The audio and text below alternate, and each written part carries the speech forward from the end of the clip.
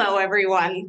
I feel like I'm in a kennel here. It's like when I do these presentations, I like to be out and I'm very demonstrative, and so I feel like I've got to be. So it's okay. It's all good. All good.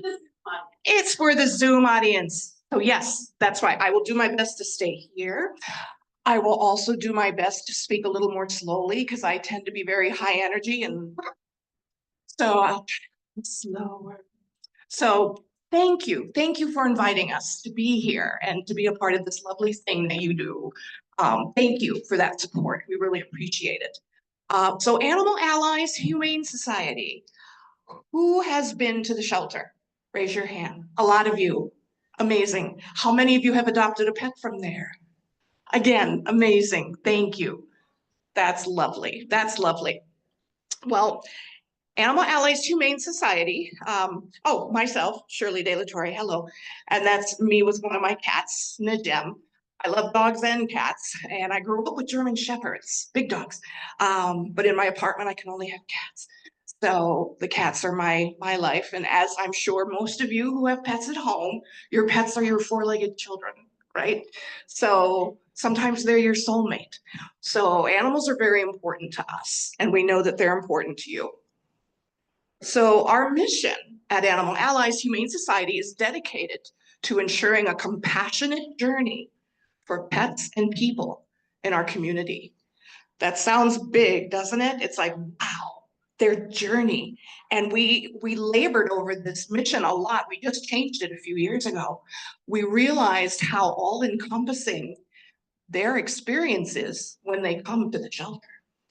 So we wanted to acknowledge that. Animal Allies Humane Society vision, we seek to support the humane well-being of our community's pets through education, advocacy, and partnerships. As you will see, we're not just your average shelter where you bring an animal, you find a stray, here you go, and we throw it in the kennel. We are so much more, and that will be proven through our adoption rate, which you will see is amazing. So our vision is put into action by ensuring a loving home for every pet, by keeping pets and people together. What does that mean? A lot of times people surrender a pet because of a behavior or a medical condition that they can't afford. They still love their pet, but they feel compelled that it's better for the pet if they give it away, if they surrender. So we do a lot of questions when people are surrendering a pet. We find out why, because we have resources that we can recommend. Someone is surrendering a dog because of a bad behavior. Maybe they're a resource guarder, where when you go to touch them when they're eating, they growl. That can be, you can train that out of them. You can help them change.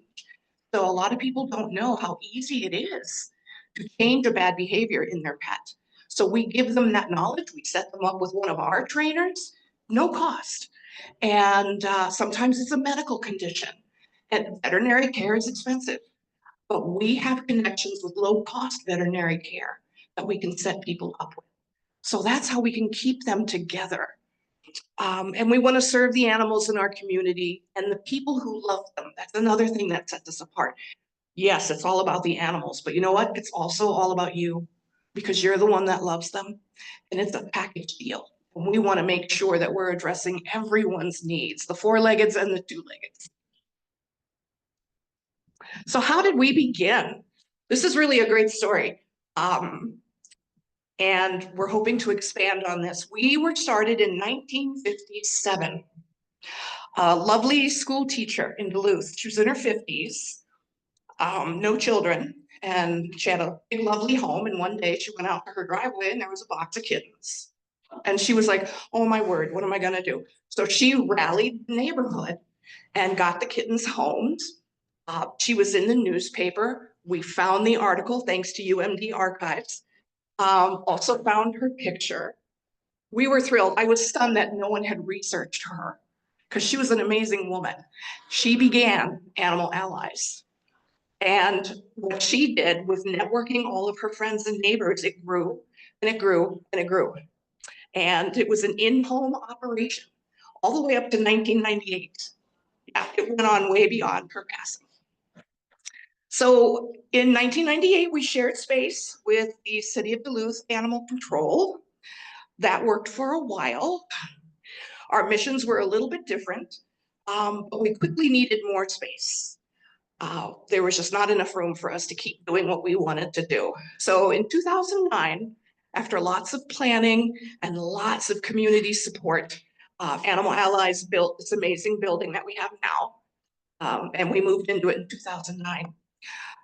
So now, 16 years later, we need more room. We're growing and we want to be able to serve more animals. So we are working on a capital campaign to start raising some funds to get a bigger building so we can do more.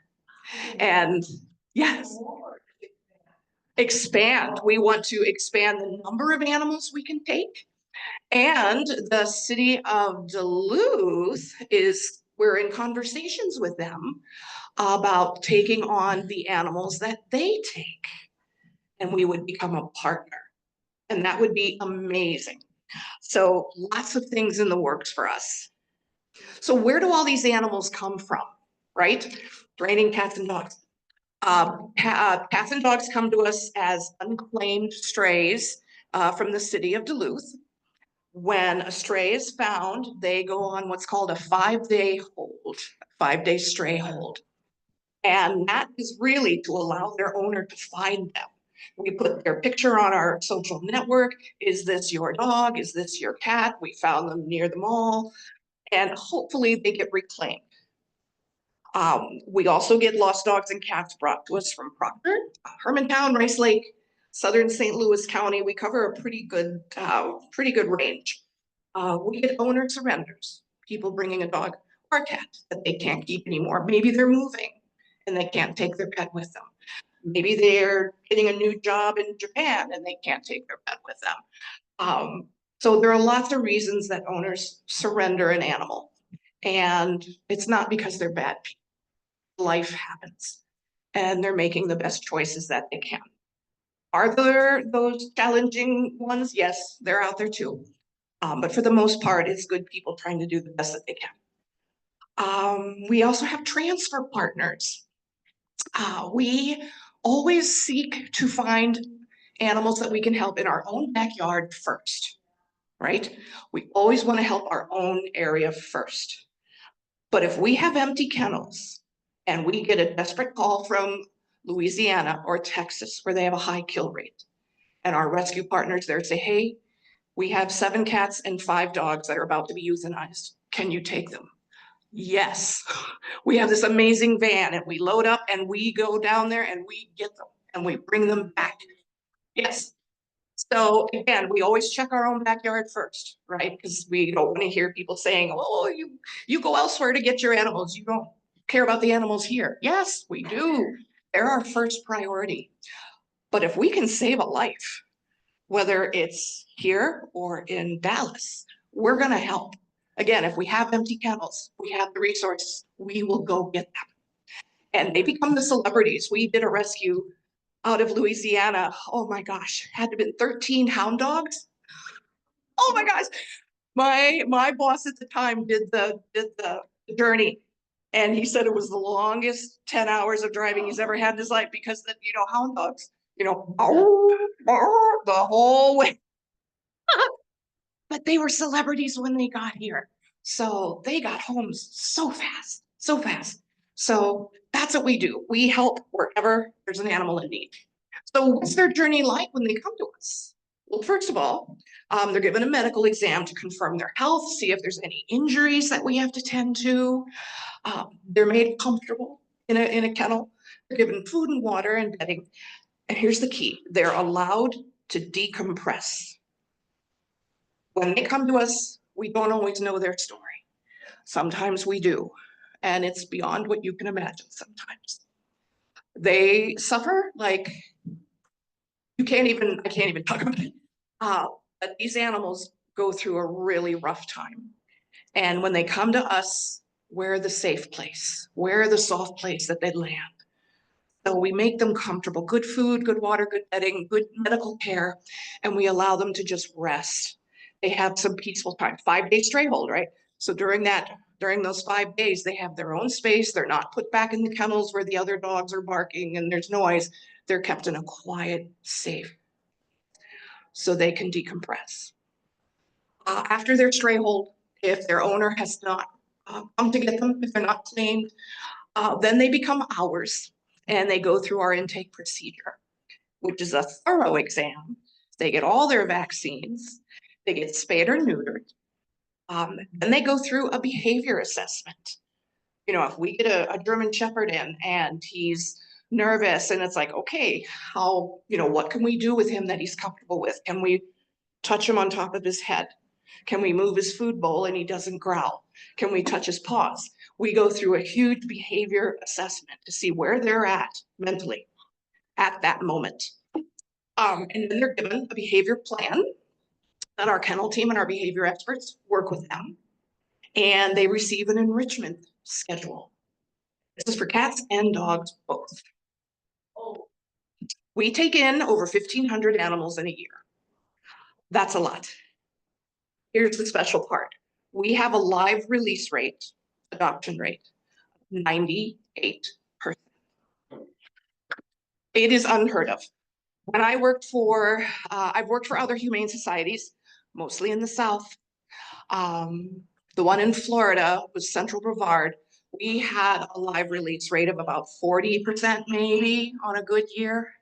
So when I moved up here and I heard 98%, at the time it was 96, now it's 98. I was blown away. I'm like, how? How is that possible? Well, and then I learned why, because we're different. So live release rate means that they've been adopted, they've been reunited with their owner, or they're given to a breed-specific rescue. Certain breeds have certain behaviors. You might agree with that. And so there we have partnered with different breed-specific rescues that know the temperament of that type of breed. They know the behavior of that type of breed. And they have people who love them and have worked with them. So we will transfer that animal to that breed-specific rescue so that we get the perfect one that's suited for that breed. Our capacity, we're a good sized building, but we want the kennels to be a humane space. We want them to have plenty of room and beds and all the things that they need. Our capacity is 73 cats. A lot of cats. It's a lot of litter boxes. So 73 cats and 27 dogs. Keep in mind, each animal costs us on an average of $43.75 a day. So that's 100 animals times that every day. Running a shelter is expensive, but that's why we love you guys, because you give us support. So we are a nonprofit. We're a 501c3. We're a private nonprofit. We don't get any support from the city. We don't get any support from the county. We don't get any government support. We survive on the donations that people who love us in the community give us. Things that you donate, money that you donate. You can put us in your will. You can do one gift. You can become a member and become a sustaining member. Just $10 a month. You'd be amazed what $10 a month does to help the animals. So we're a private nonprofit. We are a no-kill shelter. But what does that mean? You want to really look behind that statement. City, county shelters, government support, they kind of have their hands tied.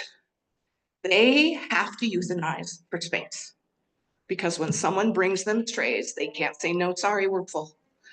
They have to take everything. It's no fault of their own. They have to euthanize for space, and it's awful, and we all hate it. Now, us as a private nonprofit, we do not euthanize for space because we get to say no when we're full. But as you know, we don't just say, no, sorry, we're full.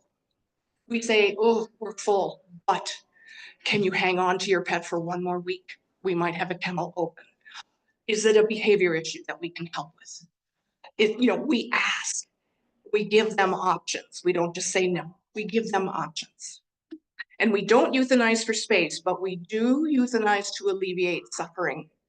If we have someone bring in an animal that was hit by a car and it's beyond what we're able to repair, and that animal is suffering. We will euthanize to alleviate suffering, but we do not euthanize for space. We will do everything. We also have a huge foster network. So if we're full, we call our fosters and they go right into a foster home. We have a lot of resources. We have a lot of wonderful things that we can pull out of our hat to make it work. There are over 51,000 organizations in our country that refer to themselves as the Humane Society. We are not connected. We are not the same organization. The term Humane Society is used more like a marketing term, like the word shelter. There is the Humane Society of the United States. There is the Humane Society International. Their primary goal is advocacy. They get out there and change laws to support loving animal care and animal welfare. And they're a powerhouse. They do have connections and will instigate huge rescue operations. There's a huge something that is happening. But we are not connected to them. We are all independent, and very few have the success rate that we do. So what makes us different? There are many things. I've mentioned a few. When an animal comes to us, they are afraid. They're beyond frightened. They're confused. They don't know what's happening. Where's my owner? They don't know. They shut down. They become aggressive, fear aggressive, and it really breaks your heart. So when they come to us like this, it's our job to fix them, to make it better. And we have steps that we take in order to do that. First, you have to address the fear, because they're not going to learn anything new if they're afraid. You have to address the fear, allow them to decompress, make them feel safe. Then you have to earn their trust, and that's with time and consistency. Treats are magic. Treats are magic. Anything bacon, wow. Yeah, you can really make some headway with bacon. You get them used to a routine. When they first come to the shelter and they're hearing all these sounds that they've never heard before, they're in the kennel and they hear this door open and they hear this metal cart and they're like, they don't know what it is. But when they hear that every morning, they know that that metal cart means food. And, oh, I'm going to get fed. So it takes the edge off. It takes the fear away of these new sounds. So you have to give them a routine. And then lastly, and this is where we really excel, give them delight. Give them enrichment. This is a huge piece of what sets us apart from other shelters. We address the whole animal, not just their physical ailments, not just vaccines and spay and neuter. We address their mental state. We address their emotional state, because that's what makes them whole and makes them truly happy and trust. So enrichment, oh my gosh, toys, toys, toys. Someone was going to donate toys earlier. Yes, please bring toys. Playtime. We have volunteers that come in and all they do is sit and play with the cats. We have dog walkers that come in and all they do is play fetch with the dogs. Training. Our kennel manager, Catherine, is amazing. She teaches the dogs sign language. So that way, because we will sometimes get a deaf dog, not that often, but the sign language really helps the dogs understand us. So things like sit or look at me or thank you. She teaches them what all of these different signals mean. And we teach that to the adopters so that they can continue that. It's really lovely. The play yard with the snow. Yes, we have play yards where the dogs can go out and run and play with each other and have playtime with, this one is one of our volunteers. So she's doing fetch. This dog, I don't remember his name, but he could play fetch for her. And getting him lots of running time then when he would go back to his kennel, sleep like a baby. You know, nice and quiet, no barky, barky, barky. We do field trips where doggies, not so much cats, but the dogs get to go out for an afternoon with a volunteer or with a staff member. Let's go to a park. Let's walk you around with a little Adopt Me vest on. Let's swing by Caribou and get a little pup cup. so that it gets them out of the shelter, so that they get to remember what life really is. Play groups. We did a partnership with Dogs Play for Life. This is an organization out of Florida. They came out and did a training with us, and they basically teach you how to have a doggy play group and teach everyone to get along, watch the body language so you know if there's going to maybe be a little altercation. But to see a pack of dogs running around and playing, you will giggle like a kid. It is the most wonderful thing to watch. They're happy. You see the happy on their face. And there are some things you can only learn from another dog. We can teach them all kinds of things, but certain behavior and things like if someone wants to sniff somebody's butt, or, maybe I'm going to mount you. And the dog is like, no, you're not. So they learn these things from other dogs, which is so important. And then again, treats. Treats make the world go round. Another thing we do, this is for the humans, but it's also for the animals. Has anyone ever heard of the fear-free curriculums? They're amazing. When I worked in a veterinary hospital, we had fear-free animal hospital, and it was a curriculum.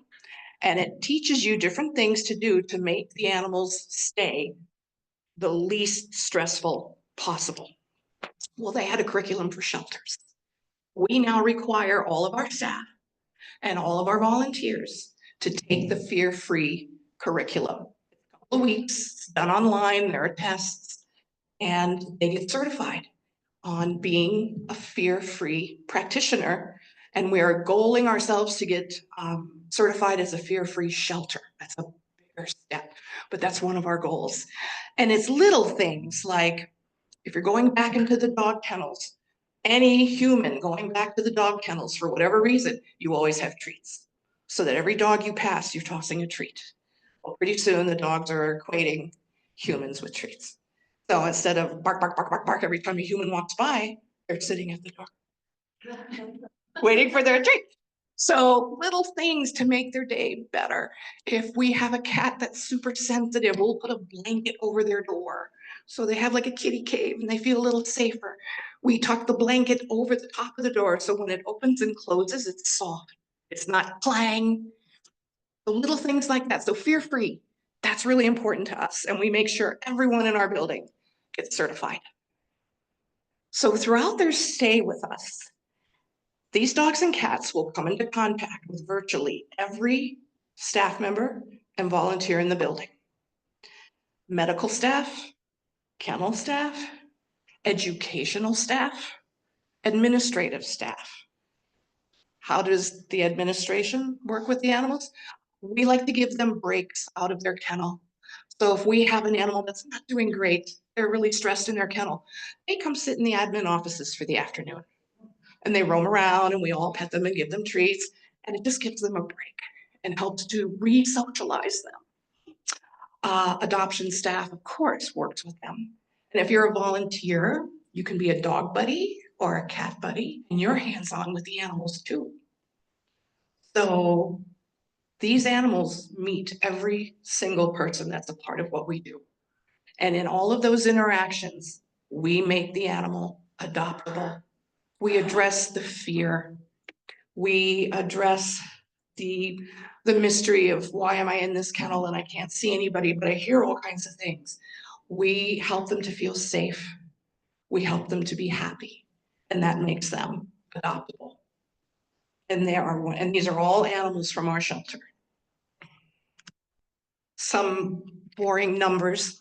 So our live release rate is 98%. We seem to vacillate between 96 and 98, depends on the year. Still pretty darn impressive. Cat intake, dog intake, we take about 1,500 animals a year average. Adoption is usually well over 1,300. Daily cost per day we talked about. We do over 700 spay and neuter surgeries. That's a lot of surgeries. We also do about 150 other surgeries, things like amputation, remove an eye, things that are needed. Average length of stay is about 21 days. However, it takes as long as it takes. We are on their timetable. We don't push them to meet ours. If an animal's having a hard time, we go step by step more slowly. We offer foster home experiences. That helps a lot. Our fosters are the lifeblood of what we do. Fosters are the bridge between being a homeless pet and being an adoptable pet. Our fosters save a lot of lives. We had a cat. Oh gosh, her name was Belvedere. Funny name. You get really creative at a shelter when you're coming up with names. We've had animals named with salad dressings and Star Wars characters, and oh my gosh. So Belvedere, she was super shy, super scared. She would hide. She was in our shelter for months. And we're like, you know what, we got to get her into a foster. So we got her into one of our seasoned fosters that specializes in fearful cats. It took her months and months and months. It took a year. But that sweet cat came out of her shell and finally felt safe. And she ended up getting adopted and has the most wonderful home. So it takes as long as it takes. We will not rush it. If the animal needs us to go slower, that's what we do. We have about 41 employees, most of them are part-time, and about 175 active volunteers. Thank goodness, because with 1,500 animals a year, we need our volunteers. Our volunteers are our lifeblood. So we do have strategic priorities. We're always wanting to do better. So we have a number of goals. One is to conduct at least 10 no-cost microchip clinics throughout the community. You maybe have seen us over the years, mostly in the summer. But we go to underserved communities. We focus on low income. We want everyone to have their pet microchip because that is the #1 way you will get reunited with your pet. We're certifying everyone for fear-free. We're even asking our board to do that. We promote pet adoptions around the city. You'll see us at Petco sometimes, or one of our business partners will be set up outside in the summer. We'll bring an animal if we can, but we usually direct you back to the shelter if you want to meet your new best friend. We incorporate an educational approach to adoptions where we, as I mentioned, we work with the adopters of this is how your animal behaves with children. This is what you need to do to help your dog cope. This is how you teach your cat to not be afraid. We educate so that when that animal goes to their new home, the owner is fully prepared to make that journey a success for that pet. And we are always recruiting new volunteers to be a foster. Any of you have ever wanted to volunteer a foster? You guys are meant, we worship the ground you walk on. Fosters are the ones that really save lives. We also partner with businesses. We do fundraising. We just had our fur ball and it was a huge success. We focused on medical needs and we went way over our goal, way over 50,000. So we are thrilled. And a lot of that support came from local businesses. So we really, like Krenzen is a big supporter. There are a number of big supporters. Minnesota Power is a big supporter.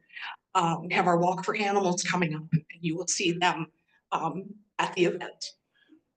We provide the humane education to underserved communities, not just the free microchip clinics, but we also educate them on training your pet, helping your pet to feel safe, things like that. We're growing our social media presence. It's huge. I don't know if everybody has a Facebook page or does Instagram or anything like that. I do not. But our social media presence for the younger generation, perhaps, is huge, huge, huge, huge. And then we provide support and resources to pet owners in need. Like I mentioned, if someone is surrendering a pet because they can't handle the vet bills, we help them, we connect them with a low-cost vet that can help them and work with them. So how you can help, you can become a dog buddy. You can come get trained on how to work with a shelter dog. They're very different from your average dog because of the fear and the different things that they have. So we teach you how to address that, make it better. Same thing, cat buddy. You can come and play with cats all day. We love that. They love that. You can assist with the front desk. You can help with adoptions. You can answer the phone. You can assist with kennel operations. You can be one of the volunteers that makes that big run to Louisiana to get those hound dogs. It's an adventure. You can adopt your pet from us. You can join a committee. Oh my gosh, I don't know how it is here, but we have more committees. I swear. We have committees about committees. So we've got something for everyone, whether it's finance or special events. There's a committee you can join and share your 2 cents and share your creativity with us. We would love that. You can become a foster. You can attend our fundraising events. Walk for Animals is coming up the first Saturday in June at Bayfront Park. Come, walk in the sun, meet the animals, have some fun. You can have your birthday party at Animal Allies. Did you know that? It's mostly kids, but we did have one group come in that was just adults. It was a hoot. Oh my gosh, to see them sitting on the floor playing with cats. It was great. But you can have your birthday party at Animal Allies. You can attend a kids' summer camp that picks from one of the camps.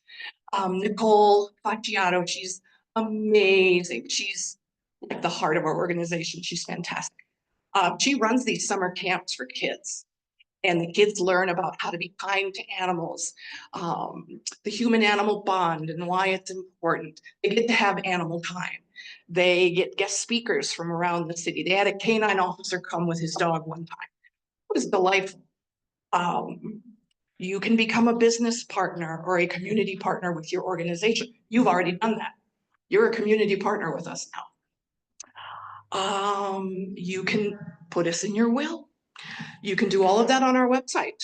We have the free will link, and it just click, click, click, click, done.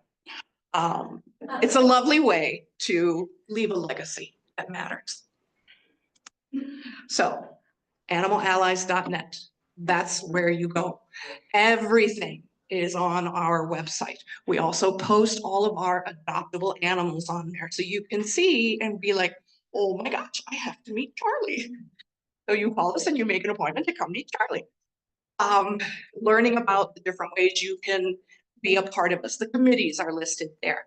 Our story is listed there. It's where you're going to find everything. Go to our website. And if you have a pet, you probably already know this. Human-animal bond is sacred. It is sacred. And it is our responsibility to be good stewards to these innocent souls. And they teach us so much. The young man in this picture, he had some depression issues. So his therapist instructed him to volunteer with us to help him. He helped so many cats. Cats that were afraid would come crawl in his lap. He had such a gentle nature, and the animals helped him. He came out of his shell over the months and became one of our best volunteers. So we help each other. They heal us, we heal them. So they teach us more about our humanity than probably any human ever could. So thank you for loving them. And thank you for supporting the work that we do. We think it's exceptional, but we got a long way to go. There's always more to do. So thank you. Thank you for having us. And yes, we can do wonderful presentations. You're an amazing speaker. Thank you so much for being here. Oh my gosh, my pleasure. And I just want to remind folks, we're going to pass the mic so that everyone will be able to hear you in the room and on Zoom land. Tom's going to help with that. And I'm going to go ahead and also pass the woven basket so that you can kick in a little now if you want. You can just organize yourselves to do that. And again, we'll be giving all month, so it's totally, today is optional, as it always is. Okay, so I'm gonna give the mic over. Yeah, any questions or? Chat to see if we've got some questions. Happy to answer whatever I can.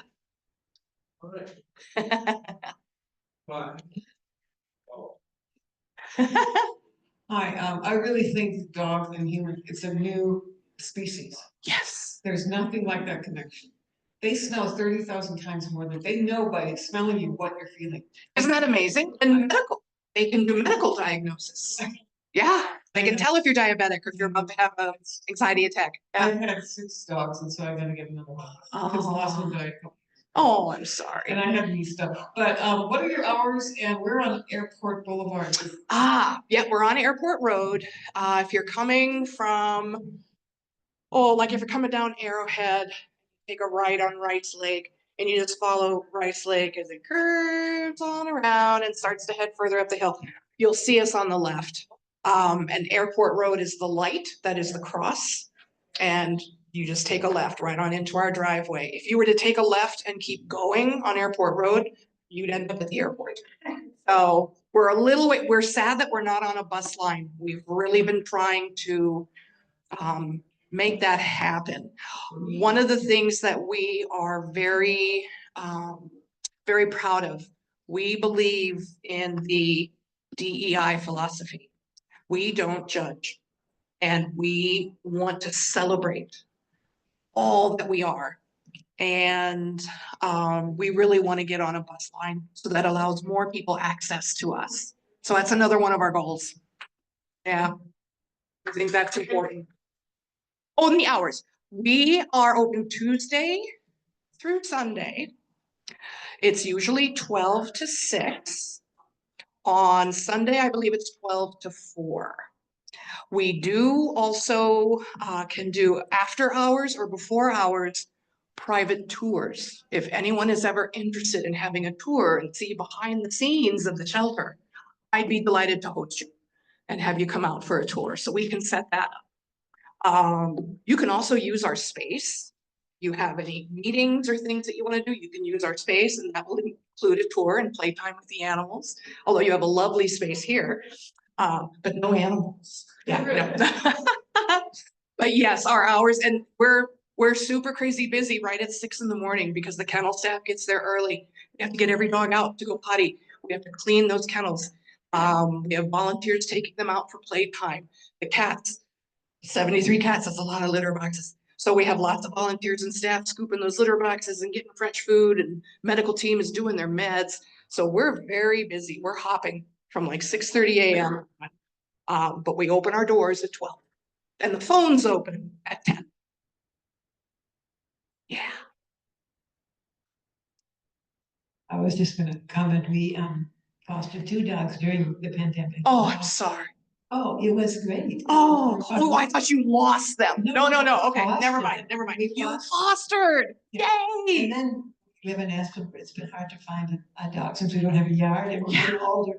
We fostered Bosco, who became a star. He was this giant poodle mix, and what amazed us about it is he needed this very expensive eye operation, and you had gotten a donation of, I think, $5,000.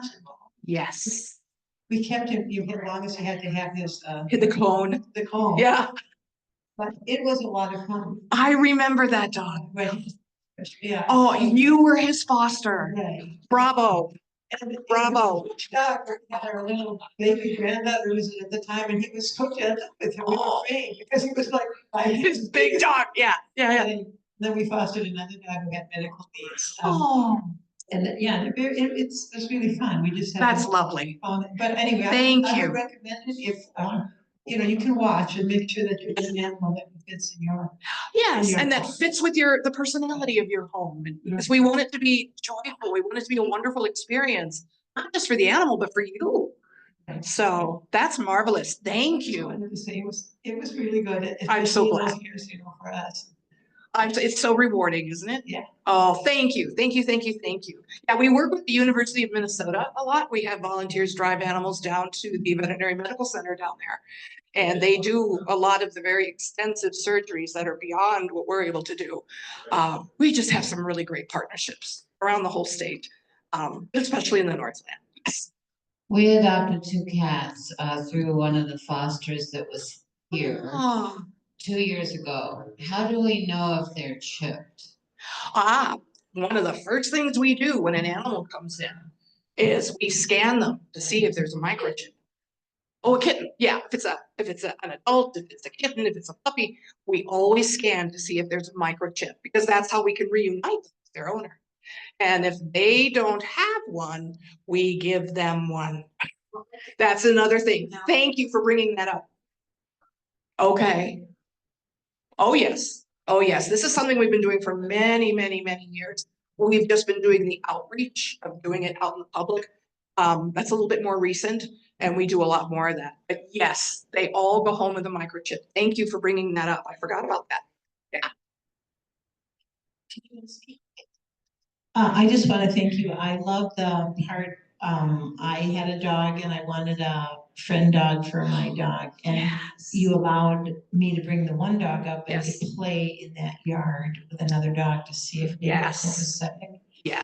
Also, my next door neighbor died and he had a feral cat that he had trapped and fixed, and 3 days to trap that cat in his house. I took him to the pound. They kept him for 5 days. Yep.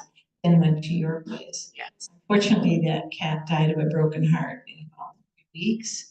But It happens. I hate he had a good home those last 3 weeks. Yes. And I just love your small dog room because if you're looking for a small dog, you know, Yes. you put them in there.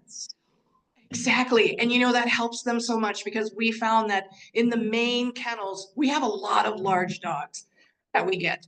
And you get those big barks, you know, well, and then you have this little tiny Chihuahua or this little tiny toy poodle, and they're like in between a shepherd and a Rottie, and they're just like, so we have that small dog room so that they can be with their kind, their size, and it's more quiet and peaceful, and they're a little happier. Yes, yes, yes. I love it.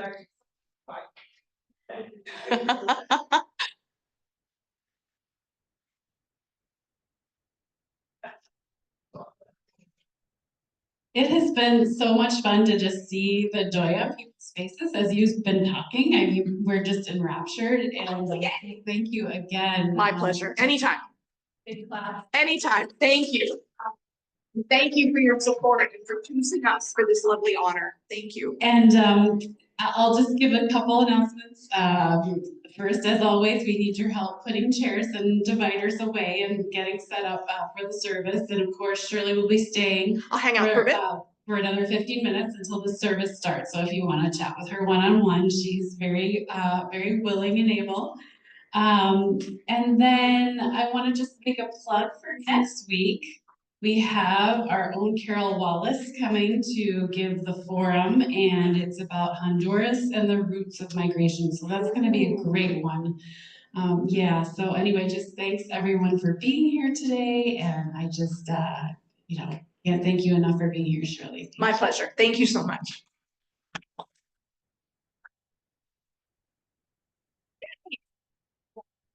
I mean, you're such a lovely individual. Oh, thank you. Yeah. Really appreciate it. I appreciate that. Oh, I think we've got them. By your stand in here. And I want to make sure I turn this off so I don't make them hi. What kind of things are being done in this world for somebody who has body horses? Yes. Larger animals. I Yeah. have goat. Oh, What do you do? sweetness. Yeah. There are organizations and we do have Not a that I list. For goats. Oh, I'm just you know, curious. we would love to expand and take on every animal that's out there. Wouldn't that be amazing?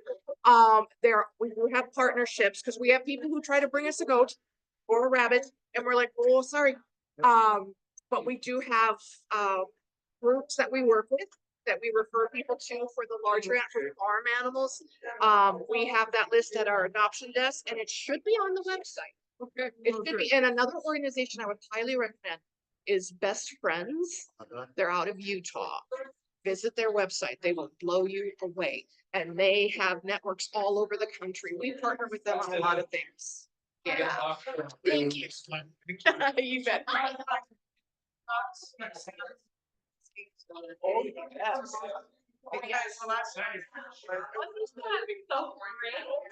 The rest of the organization oh my God, what they're trying to do. Yeah. That's been my,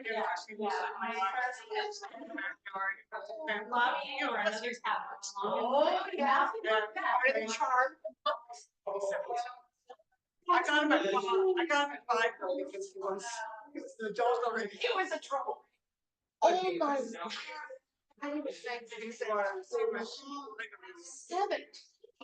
That's unheard of. So that's. Yeah.